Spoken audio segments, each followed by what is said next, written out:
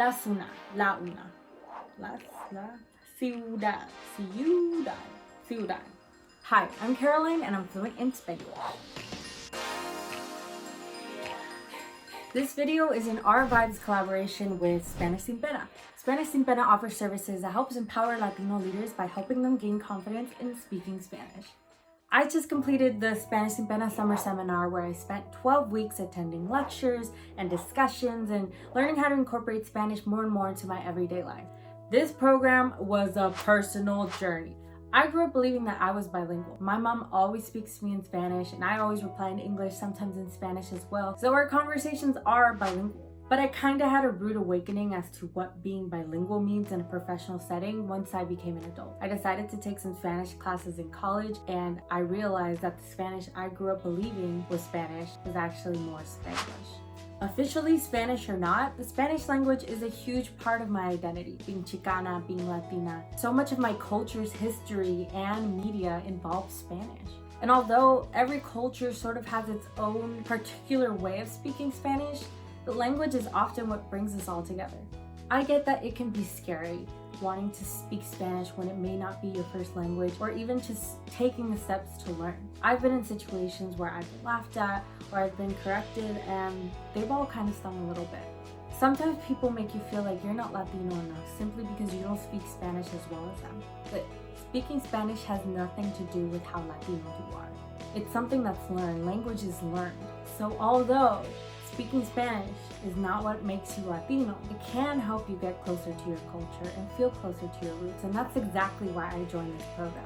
I signed up for Spanish Sin Pena because I'm so proud of my culture, and I also want to be proud of the way I speak the language too. On top of that, there are also a lot of good career benefits to speaking Spanish. Every industry wants to know how to reach Spanish-speaking people. We are a ginormous market. So oftentimes companies are looking for people who are bilingual and might even pay extra sometimes. It's a superpower and it's a skill. So not only am I doing this as a personal journey, but I also want to feel confident to speak Spanish in the workplace as well. I found Spanish Sin Pena through Instagram and I attended a vision board workshop that they hosted back in January, and that was kind of my introduction to the Spanish Sin Pena community. I had so much fun and I absolutely loved it because there were so many Latinos from different backgrounds there just coming together as a community to empower each other. So I've understood Spanish my whole life and I've done so many programs to practice and make sure that I don't lose this language and kind of better the way that I speak it as well and write it and read it.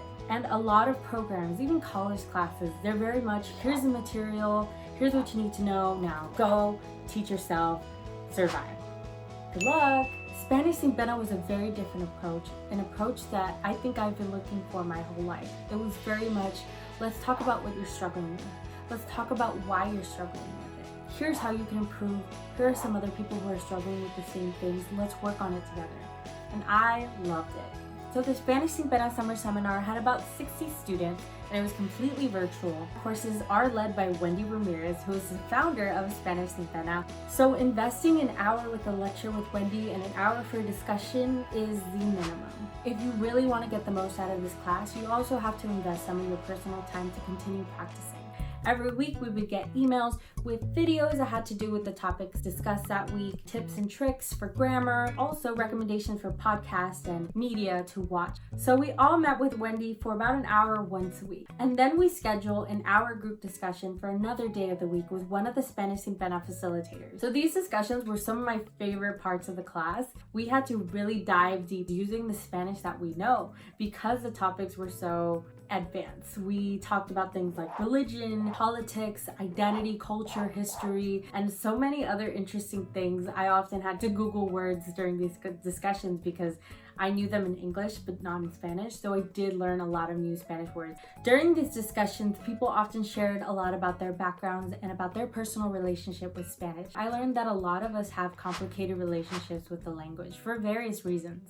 We were all at different Spanish-speaking levels too, but we were all here for the same reason, because we want to learn how to speak Spanish sin pena. I interviewed Spanish Sin Pena's founder to learn a little bit more about what inspired her to launch Spanish Sin Pena and what draws students to it. Definitely what motivated me is my own struggle, knowing that I struggled, but I also had so many doors open up for me because I did put in the work to reclaim Spanish is really the way that I see it. And so knowing that I went through that struggle, thinking that I can help other people go through that same struggle and how I can make it easier. I love figuring out how to support and help people. And I just feel that Spanish is something that opened a lot of doors for me. And I wanted to open those doors for the people in my community. The big difference that I say, it's a coaching program because it's not just a language course. I address the things that get in the way of us learning or that are mental blocks. And then the other part is also, I think, just incorporating things of the culture. I think the biggest motivation is family. And I think a lot of my students are wanting to really connect and communicate with the older generation, the grandparents, the people in their family that might still live in Latin America. So it's beautiful because it's that connection that students want to have with their family. And then the other part is also professional, right? In terms of, I feel a lot of the students that I have are also motivated by service, serve others, specifically people in our community. So speaking Spanish is a big part of that. Not only did I grow closer to Spanish through this program, but I also made new friends. So some of the friends I made through Spanish Sin Pena are Michelle and Stephanie. Michelle actually lives in the same city as me, and we would meet one-on-one once a week to practice Spanish on our own, having conversations. I interviewed Michelle and Stephanie to learn a little bit more about their personal experiences with Spanish Sin Pena. I'm Stephanie Hernandez, and I currently live in the Twin Cities in Minneapolis. Right now I'm a full-time student, and so when I graduate, I will become a second lieutenant in the Army.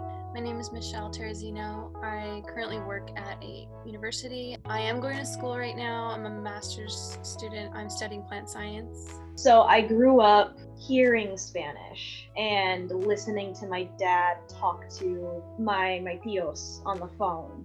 And I would go to Puerto Rico to visit family, and I could understand the majority of conversations, but I struggled to speak it. It was painful not being fluent in Spanish. Kids are just mean, and they would be like, oh, you're not really Hispanic because you don't know the language. It's kind of a part of my journey in reconnecting with my Puerto Rican heritage. My motivation was definitely to talk to my family in Spanish with more confidence, because I always felt when I would speak to them, especially when I had to speak in Spanglish, it was just I felt defeated in some ways because there was a barrier. I was pretty nervous in the beginning because I'm like, I don't know, especially if I would try and make more complicated sentences or talk about something more complicated, like the many topics we ended up talking about. Though I guess the thing that I wasn't expecting was just how possible it was that I could talk about those things. It was very much like, oh wow, I can talk about these things. Like I have enough Spanish that it's really just the confidence I struggle with. And a little bit of grammar. I think being in the discussions, we're with other students, so I think seeing them kind of struggle a little bit too kind of helped me realize, like, okay, I'm not the only one that struggles with this. I've never been so excited to attend a class in my life.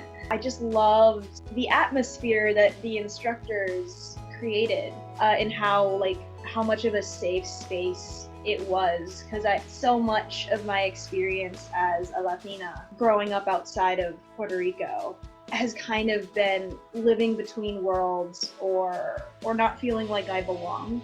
The Spanish Sin Pena kind of gave me a sense of community that made it just so much fun and so safe to want to speak and learn. But I also think just doing the lectures with Wendy once a week, that always kind of inspired me and got me excited.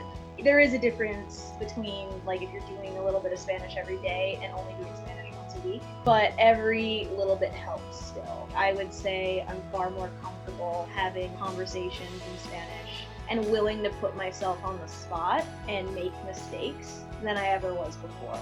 I think, definitely my Spanish has improved.